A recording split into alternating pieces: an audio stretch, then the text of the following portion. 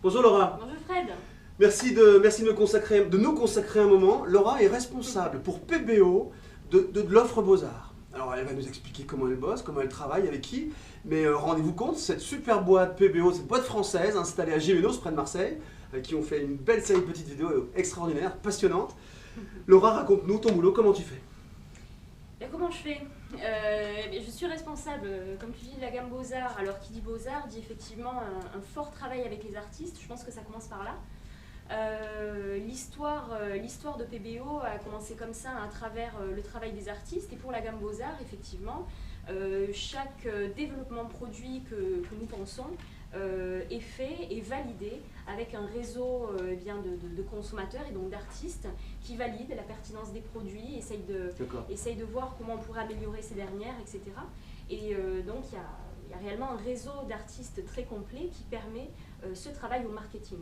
Donc tu as des référents en fait par gamme ou par technique, Oui. des gens avec qui tu interagis pour sentir les influences du moment, etc., les aspirations. Bah, tout à fait, c'est exactement ça. Alors soit on va au devant de ces artistes, on les repère, soit alors eux-mêmes font la démarche de venir vers nous parce qu'ils connaissent nos produits et ils veulent, en gros, si tu veux, porter le discours, et ça c'est super agréable.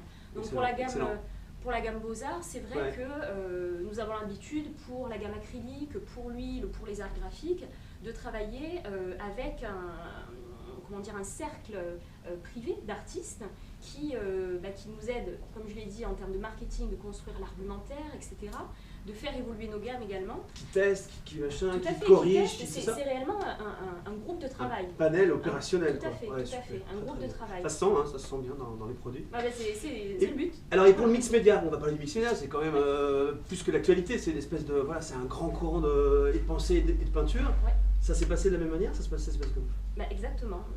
Exactement. En fait, l'histoire du mix média, c'est il y a environ 3 ans, des professeurs et des artistes qui ont testé des peintures comme le vitrail, qui est une peinture de spécialité de loisirs créatifs, et qui ont eu l'idée géniale de détourner en fait l'utilisation première du produit. Ils se sont dit sur toile ça doit marcher, ça va être aussi brillant, etc.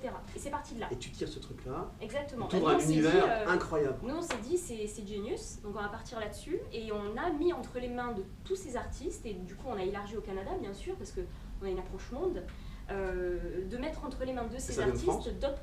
Alors que ça vient de France, exactement.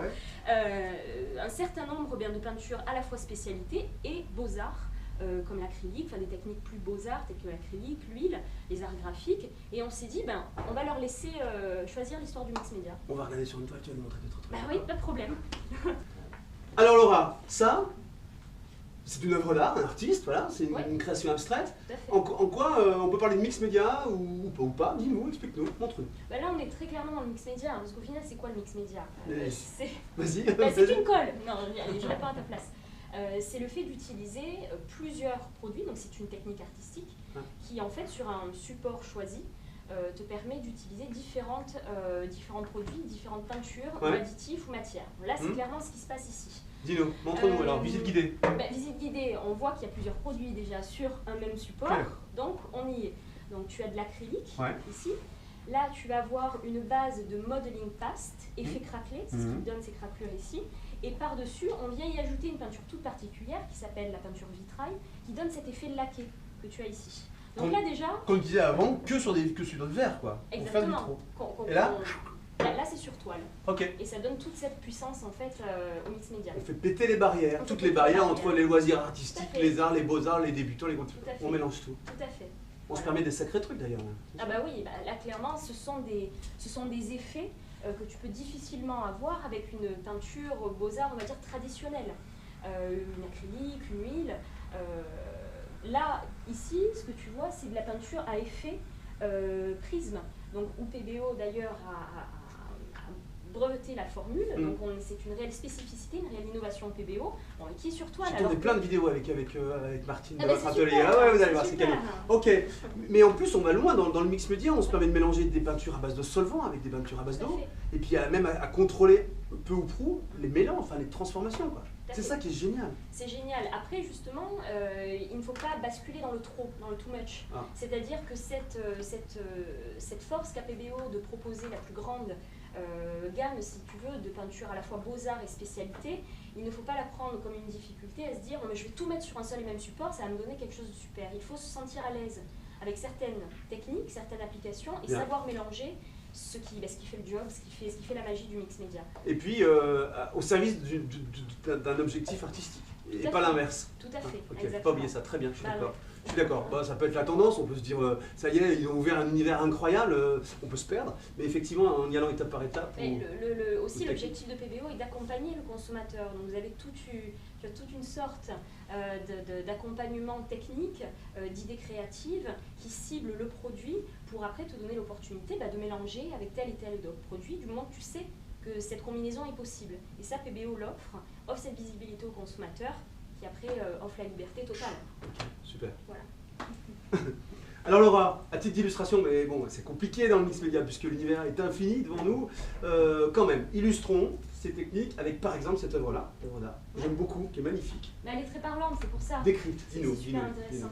Donc là, ce qui a été appliqué par l'artiste, encore une fois, c'est de la résine de glaçage qui a permis de faire la forme du personnage. Ok. Et après, par-dessus, la résine étant encore fraîche, du pastel sec qui a été saupoudré, comme ça, C'est pour excellent. suggérer les ombres. Excellent, donc il y a des mouvements qui se font parce que la résine est fraîche, et ouais, Tout à c'est fait. super, très très beau, il y a de la profondeur, c'est magnifique.